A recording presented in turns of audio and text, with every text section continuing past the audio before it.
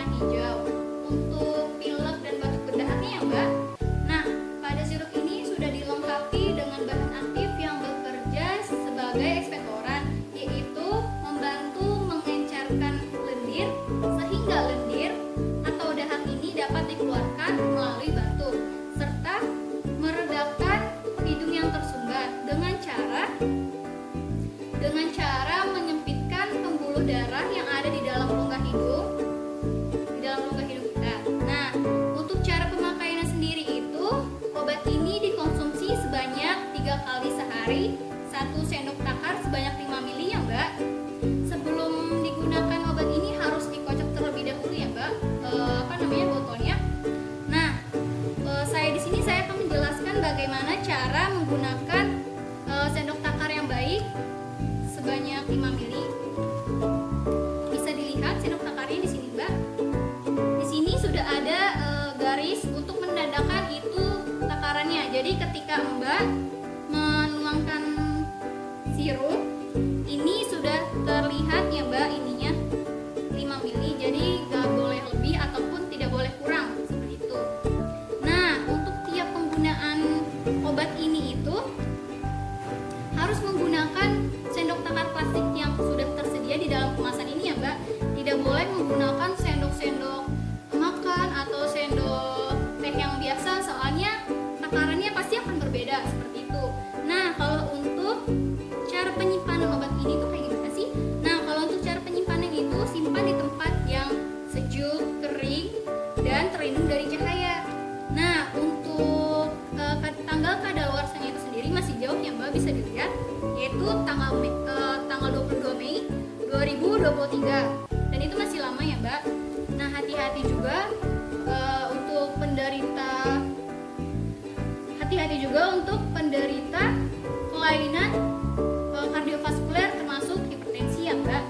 Nah, sebelumnya saya ingin bertanya terlebih dahulu nih kepada Mbak, apakah Mbak sebelumnya mempunyai alergi terhadap bahan aktif yang terkandung dalam obat ini, seperti bahan aktif tripolidin, ataupun alergi terhadap bahan aktif obat guaifenesin, atau alergi terhadap obat pseudoephedrine ya Mbak?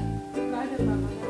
Oh, jadi Mbak tidak punya alergi sama sekali sama bahan obat yang ada di sini. Oke, baik, saya akan melanjutkan terlebih dahulu hal-hal yang perlu diketahui atau yang perlu diperhatikan saat mengonsumsi obat ini. Yang pertama, saat Mbak mengonsumsi obat ini itu dilarang bersamaan dengan alkohol, kopi, teh.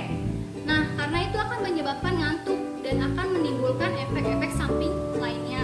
Yang kedua ini juga jangan digunakan atau dikonsumsi bersamaan obat antihipertensi.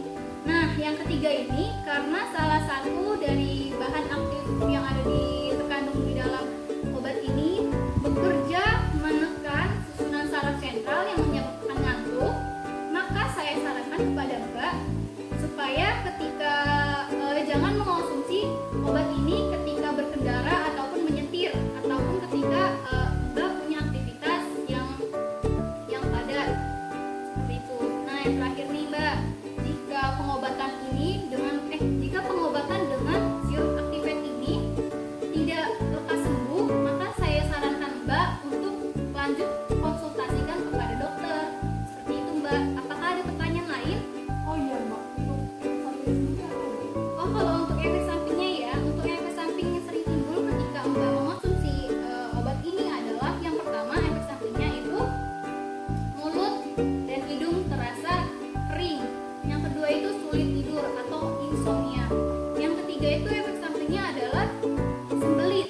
Terus efek samping yang keempat ini adalah gangguan penglihatan. Jadi melihat sekitar itu terasa buram. Terus yang kelima ini kadang-kadang sulit untuk membuang air kecil seperti itu Mbak. Apakah ada pertanyaan lain? Oh baik, kalau sudah tidak ada, bolehkah saya meminta Mbak untuk kembali menjelaskan dari apa yang sudah saya jelaskan tadi Mbak? Oh boleh Mbak, jadi obat ini harus konsumsi 3 kali sehari dengan takaran kopi 5 ml, tidak kurang 3 ml. Tidak boleh bersamaan minum dengan teh, alkohol, ataupun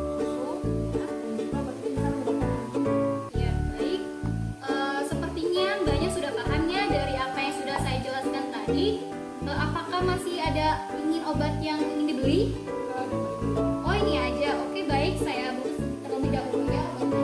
Ya.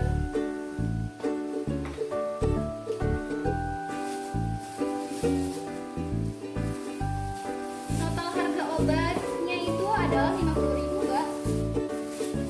Bentar ya Mbak. Iya.